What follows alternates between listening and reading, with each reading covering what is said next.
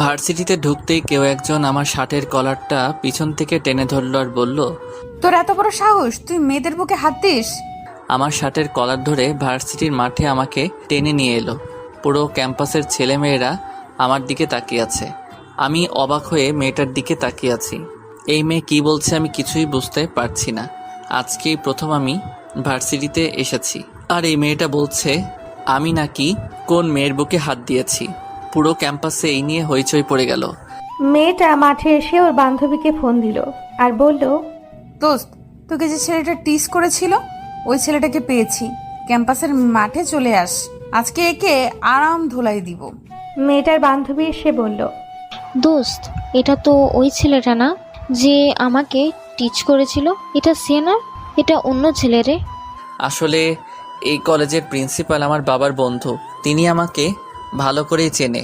মেয়েটা যখন আমাকে সবার সামনে অপমান করছিল তখন ভিতর থেকে আমার বন্ধু নাহিদ আসলো, আর ও এসেই ওই মেয়েটাকে রিকোয়েস্ট করতে লাগলো আর বলল, আপু প্লিজ ওকে ছেড়ে দিন, ও আজকেই প্রথম ভার্সিটিতে এসেছে, ও এখানকার কাউকে চেনে না।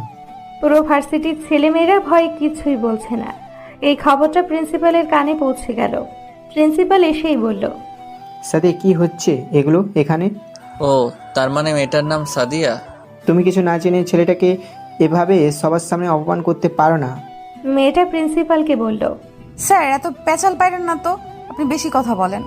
কি বেয়াদব মেয়েটা, প্রিন্সিপালের সাথে কিভাবে কথা বলতে হয় তাই জানে না। প্রিন্সিপাল আয়াসকে বলল। আয়াস, তুমি ক্লাসে যাও। প্রিন্সিপাল সাদিয়া নামের মেয়েটাকে বলল, তুমি জানো তুমি কাকে অপমান করেছো? ওর বাবা কানে এই খবরটা গেলে এটা নিয়ে ঝামেলা হবে। মেয়েটা প্রিন্সিপালকে বলল, আমি ঝামেলা দেখে ভয় পাই না। আর কে ওই ছেলে? আর কে ওর বাবা? ওর বাবা কি আমার বাবার থেকে ধরি নাকি?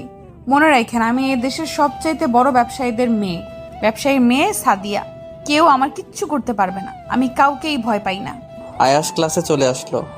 এসেই আমার বন্ধু নাহিদকে জিজ্ঞেস করলো, বন্ধু, মেয়েটা যখন আমাকে অপমান করছিল তখন সবাই চুপ করেছিলে কেন? ওর বন্ধু নাহিদ বলল।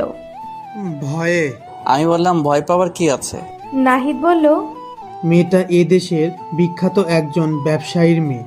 মেয়েটা খুবই ডেঞ্জারাস, তাই সবাই ওকে ভয় পায়, এবং কি প্রিন্সিপাল স্যারও। বড় লোকের মেয়ে বলে যা ইচ্ছে তাই করবে নাকি? ওর বন্ধু নাহিদ বলল। তুই আর ঝামেলা করিস না দোস্ত, সব ভুলে যা। পরের দিনের কথায় আসি। বাসা থেকে তাড়াহুড়ো করে বেরোতে গিয়ে খেতে পারেনি আয়াস। তাই ভার্সিটির ক্যান্টিনে ও আর ওর বন্ধু নাহিদ বসেছিল কিছু খাবে বলে।